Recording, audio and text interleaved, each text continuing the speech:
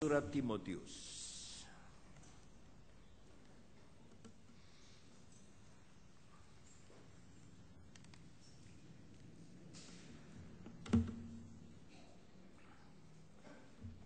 Satu Timotius, patsalnya yang ketiga kalau tidak salah. 1 Timotius patsalnya yang ketiga, dan kita mau baca ketika lari mana? Di mobil tuh. Sampai panas begini nih. Ya ampun, nyala terus. 1 Timotius pasal 3 ayatnya yang ke 16. 1 Timotius pasal 3 ayat 16.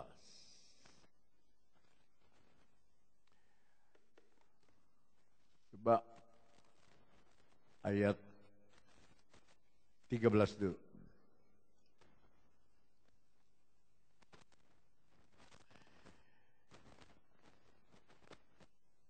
Karena mereka yang melayani dengan baik beroleh kedudukan yang baik, sehingga dalam iman kepada Kristus Yesus mereka dapat bersaksi, ulangi kata bersaksi, dengan leluasa. Kita mau lihat bahasa Inggrisnya. Dalam bahasa Inggris dikatakan, for they that have used the office of deacon. Deacon ini diaken. Well, purchase to themselves a good degree. Tingkatannya itu yang baik. And great boldness in the faith which is in Christ Jesus. Mempunyai keberanian untuk bersaksi di dalam Kristus Yesus. Jadi kalau jadi diaken tidak berani bersaksi, dia belum jadi diaken. Dalam ayat ke-14 bahasa Indonesia, semuanya itu kutuliskan kepadamu, walaupun kuharap segera dapat mengunjungi engkau. 15. Jadi jika aku terlambat, sudahlah engkau tahu bagaimana orang harus hidup sebagai sama-sama keluarga Allah, yakni jemaat dari Allah yang hidup, tiang penopang dan dasar kebenaran. 16. Dan sesungguhnya agunglah rahasia ibadah kita, Dia, Yesus, yang telah menyatakan dirinya dalam rupa manusia. Yesus kan tidak kelihatan mula-mulanya, tapi dia jadi manusia.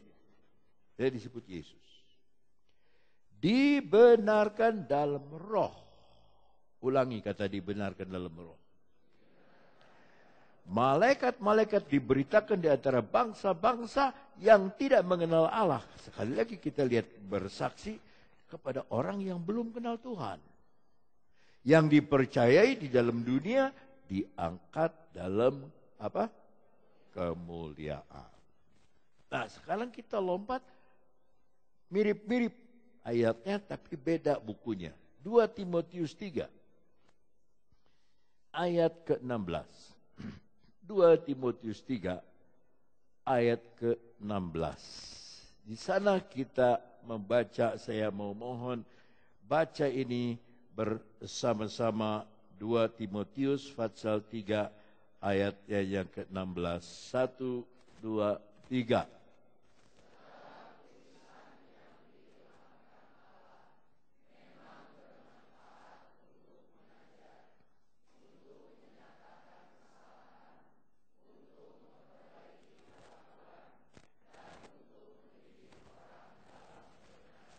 Haleluya.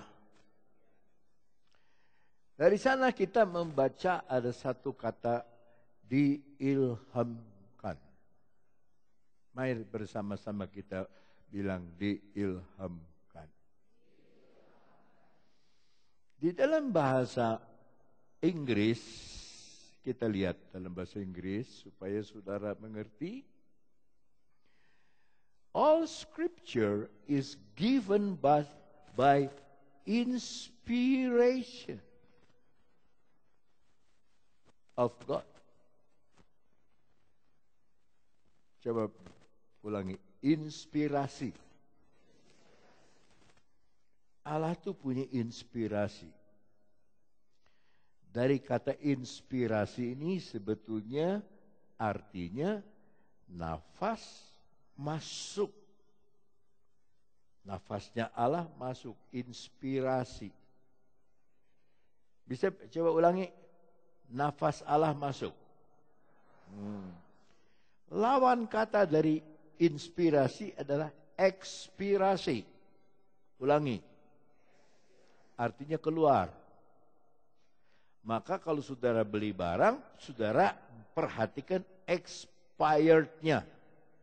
Masa berlakunya. Lewat masa berlakunya, dia mati. Ekspirasi, nafasnya keluar. Expired. Tetapi firman Allah yang kita baca itu datang dari nafas yang masuk. Ada haleluya. 40 penulis Alkitab, dari raja, dari gembala, orang biasa, nelayan. Tetapi yang diilhamkan, yang diinspirasi, yang nafas Allah masuk ke dalam dia. Sehingga Alkitab ini, waktu ini ditulis, belum ada Alkitab. Waktu Paulus menulis ini, yang dia pakai hanya perjanjian lama. Maka kata itu, saudara-saudara, datang dari inspirasinya Tuhan. Jadi penuh Roh Kudus itu bukan cuma bahasa roh, bukan. Tetapi nafas Allah masuk ke dalam saudara, dan dari nafas Allah yang masuk kepada saudara itu ada kata profitable. Keuntungan, for doctrine, untuk pengajaran. Dia kuat, dia beruntung dalam pengajarannya. For reproof, untuk menegur. Ya, Tuhan izinkan firman Allah menegur, tapi nafasnya masuk di hati kita. For correction, untuk koreksi. For instruction, untuk instruksi. In righteousness, dalam kebenaran. Tapi sore hari ini kita mau melihat dua macam anggur. Ulangi kata-kata ini. Khotbah ini sudah 48 tahun yang lalu saya khotbah di sekolah Alkitab waktu saya kelas 1 di Batu. Waktu itu saya khotbah 5 menit, saya tidak tahu mau ngomong apa lagi. Baru 48 tahun kemudian saya mengerti ayat ini. Sekarang. Jadi judul khotbah saya, dua macam anggur. 1, 2, 3. Kata inspirasi jangan hilang ya. Kita buka Efesus 5 ayat 18. Ini khotbah saya waktu di Beijing tanggal 7 Februari. Saya tidak lupa. Dan sama-sama, janganlah kamu mabuk oleh anggur, karena anggur menimbulkan hawa nafsu, tetapi hendaklah kamu penuh dengan roh. Tundukkan kepala. Bapa sorga, Engkau pemilik firman. Tuhan, Engkau yang menghidupkan yang mati. Tuhan mengerjakan sesuatu, menumbuhkan tumbuh-tumbuhan, mengatur segala cuaca, mengatur segala masa zaman. Raja berganti, pemerintahan berganti, tapi Engkau tetap Allah yang kekal. Itu sebabnya generasi dan generasi pergi dan datang, tetapi Engkau kekal untuk selama-lamanya. Segala puja-puji kami hormat, segala hormat kami berikan hanya kepada Engkau saja ya Tuhan Yesus Kristus. Haleluya. Semua yang percaya berkata amin. Saya mau minta satu hal yang aneh. ya kepada saudara. Dan saya mau minta 30 detik saja. Kita bertepuk tangan untuk Roh Kudus. 2, 3. Haleluya. Haleluya, haleluya, haleluya. Haleluya. Haleluya, haleluya, haleluya. Haleluya, haleluya. Haleluya. Haleluya. Dan katakan amin. Amin. Puji Tuhan. 2 macam anggur. Yang pertama adalah anggur dari dunia yang membawa hawa nafsu. Membawa apa? Tapi dalam bahasa Inggris tidak disebut kata hawa nafsu. Coba kita lihat bahasa Inggrisnya. And be not drunk with wine, wherein is excess. Ada eksesnya, negatif. Ekses itu ada yang negatif, ada yang positif. Saudara-saudara, baru kita baca, dengar di televisi. Satu anak gadis umur 16 tahun diperkosa oleh 14 orang. Karena 14 orang itu baru menenggak minuman keras.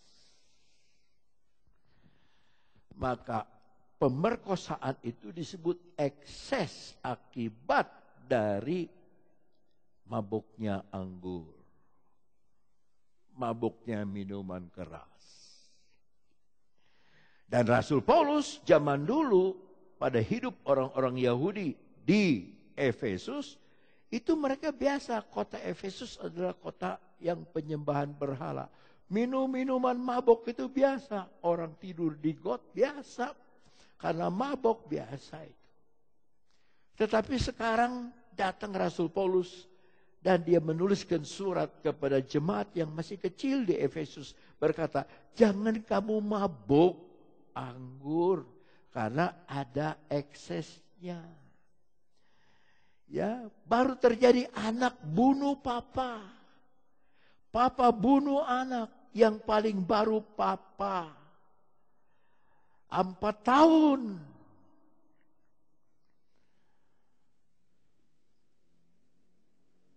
Menggauli anaknya sendiri.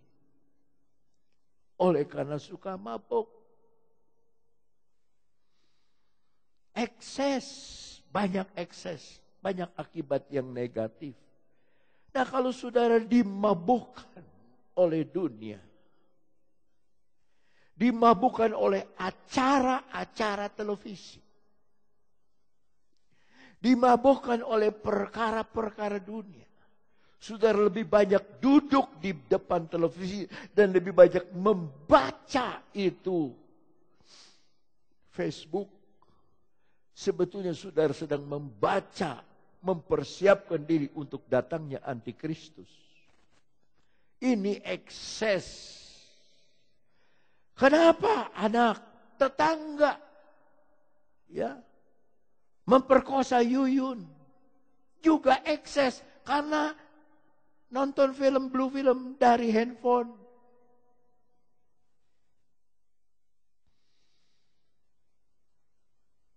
Maka cucu saya tidak dibolehkan pegang handphone kalau tidak hari Sabtu. Tidak boleh nonton televisi kalau bukan hari Sabtu. Belajar.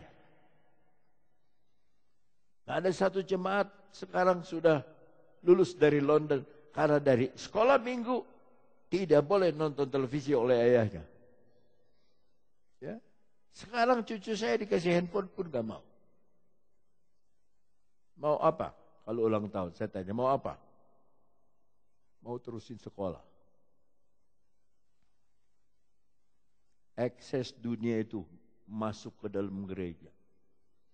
Dari mana perpecahan? Itu ekses dari, kita lihat di televisi. Orang tawuran, orang berkelahi. Dulu sudah dilarang. Banting-bantingan itu sekarang diizinkan lagi. Dibuka sekarang. Yang nonton anak kecil. Dijejeli oleh Tahukah saudara, itulah roh antikristus.